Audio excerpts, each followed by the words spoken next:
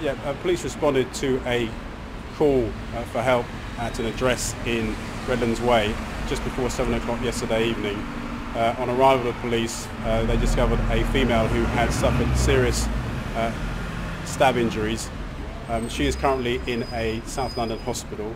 Her condition is described as life-changing. We then took a call to a second address, about 15 minutes walk from the first venue, where reports of a second female having been stabbed. On the arrival of police, the female had been fatally stabbed and the suspect had made off from the venue. At that point, a sustained, coordinated and comprehensive manhunt took place in order to locate and arrest the offender, and he was successfully arrested shortly after midnight on Tuesday morning in the local area. We're not looking for anyone else in connection with the incident at this stage, and I'd like to reassure members of the public that this incident, although tragic and disturbing, is very rare and is isolated, and we do have who we believe to be the man responsible in custody. It's still very early stages in the investigation. However, I can say that the injuries sustained by all the ladies who have been attacked are serious, and they have sustained, as I say, life-changing injuries for which they are receiving urgent medical treatment.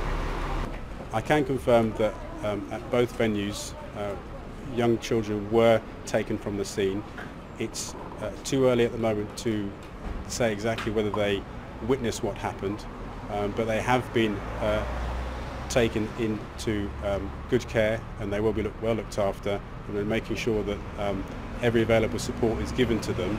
Obviously, we would like to try and assess whether they can add anything to the investigation, and when we do so, we will approach them when the time is absolutely right and it's necessary to do so. As I say, we're still piecing together exactly what happened. We're less than 24 hours into the investigation, but I can confirm, as I have done, that a female was fatally stabbed at that address. A 17-year-old girl received serious head injuries and also injuries to her hands during the incident, and I can also confirm that a third child, a 7-year-old, also was present in that address.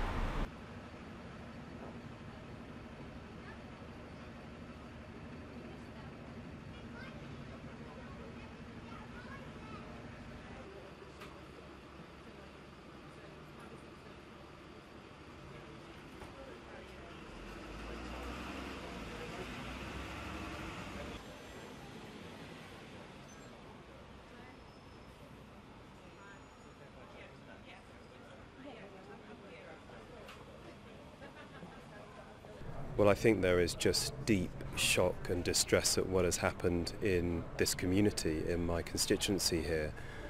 This level of vociferous violence, I mean, it is unheard of in a domestic situation like this. We've had our moments with gang culture and some of the serious youth violence that you get, but just this level of violence in a domestic situation has thoroughly distressed and shocked everybody concerned.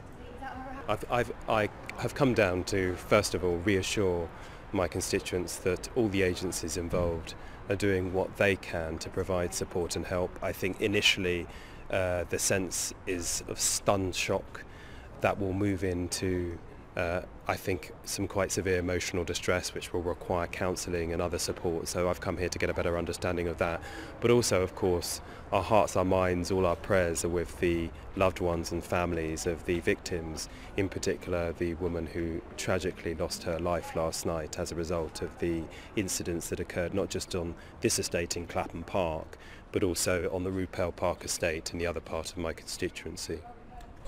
Well, both on the Clapham Park estate and the Rupel Park estate, we do not have high levels of antisocial behaviour, criminal or violent activity. Compared to other estates in my constituency, the levels of crime here are relatively low. And so, in particular, given that context, this has come as a big shock to everybody here. That this has happened, to be honest. you know, this is just not, it's not something that usually, you know, it doesn't happen. Will people be going into the Well, it's quite difficult at the moment because you can't actually get up there because it's a crime scene, or the forensics people have been there. So